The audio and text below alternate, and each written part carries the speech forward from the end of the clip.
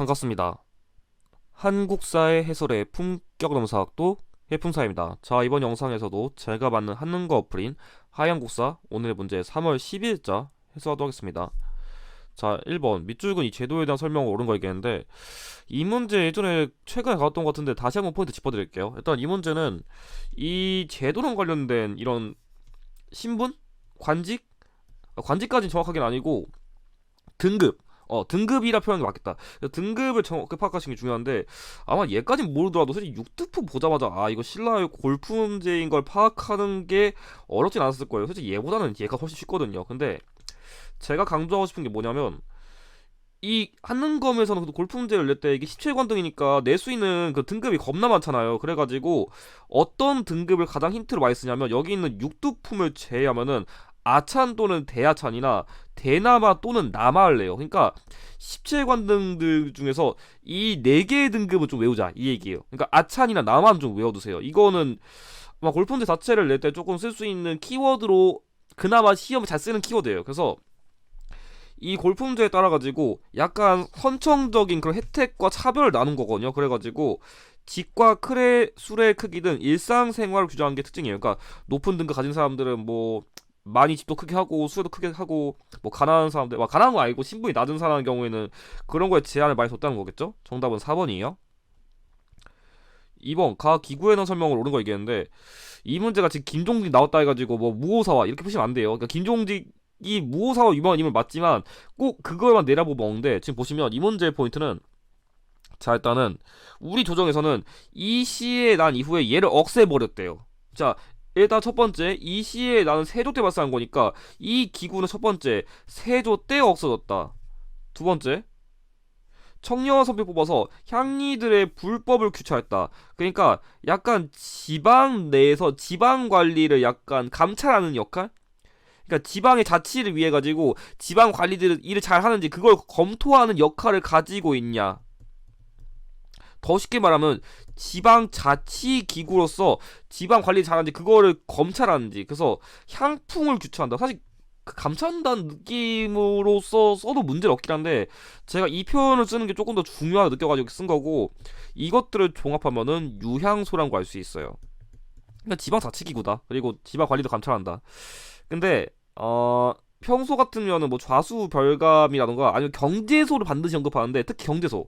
근데 이번에는 조금 힌트 이렇게 줬다. 그리고 여기 추가적으로 성종 때 얘 다시 부활했다. 그걸 파악하는 게 중요했습니다. 그래서 이 유양수 언급 때문에 좌수별감이란 키워드인 이 직책 키워드가 가장 정답 키워드 잘 나오기 때문에 정답은 2번이 됩니다.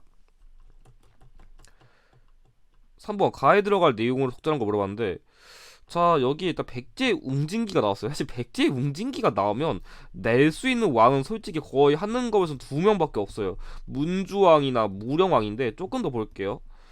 자, 백가에 난 천하했다. 이거는 그러니까 백가라는 인물이 동성왕을 죽였는데 걔를 다시 진압시킨 거예요. 그런데 사실 그거보다 더 중요한 극빈출 키워드인 지방 22단노의 왕족을 파견해가지고 약간 지방 행정제도를 정비했다. 그걸 보고서 무령왕을 찍었어야 돼요. 근데 무령왕은 이 22단노의 왕족을 파견했다는 거랑 벽돌 무덤 키워드가 제일 잘 나와요.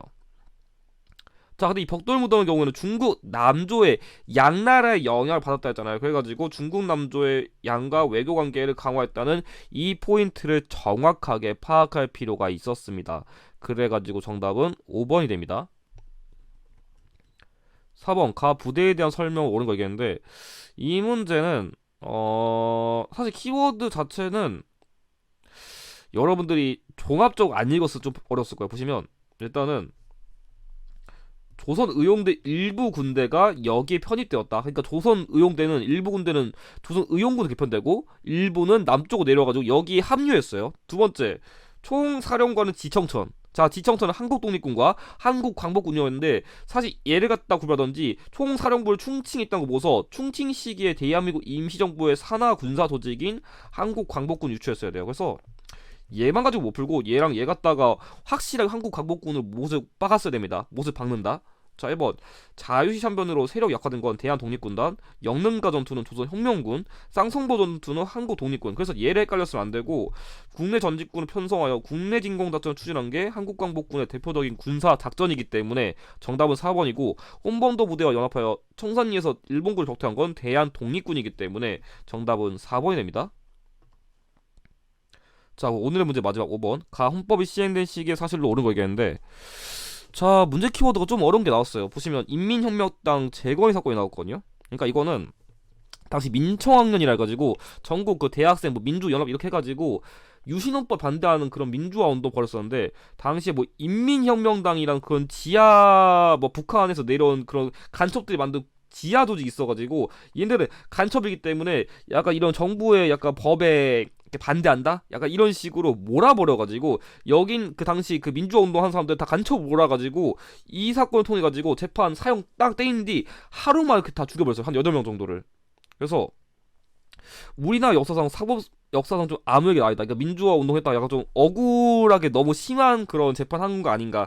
약간 그런 걸로 인해 가지고 최근엔 무죄 혐의가 다시 나왔는데, 사실 이걸 몰랐다면은 여기는 긴급 조치를 알았어야 돼요. 왜냐면 이 두 가지가 공통적으로 유신헌법이랑 관련된 키워드이기 때문에 이걸 가지고 박정희 정부를 추론할 필요가 있었어요. 그래서 사실 이것 다 풀어도 되긴 하지만 이런 키워드도 있다는 걸 여러분들이 파악할 필요가 있었습니다. 자, 1번 김주열이 최루탄 맞고 사망한 거는 이승만 정부, 부천경찰서 성고문 사건 전두환 정부, 개헌청원 100만이 서명 운동도 유신헌법을 반대하기 위해 가지고, 그러니까 유신헌법 개헌을 위해 장준하 선생님이 주도한 운동이기 때문에 정답은 3번이고, 자, 4번 국민부도 연맹원에 대한 학살이 자행된 건 이승만 정부, 민주화 시위 도중 대학생 강경대가 희생된 건 노태우 정부 시기 역사도 사실이기 때문에 정답은 3번이 됩니다.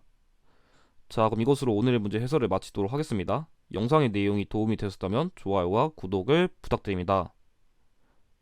감사합니다.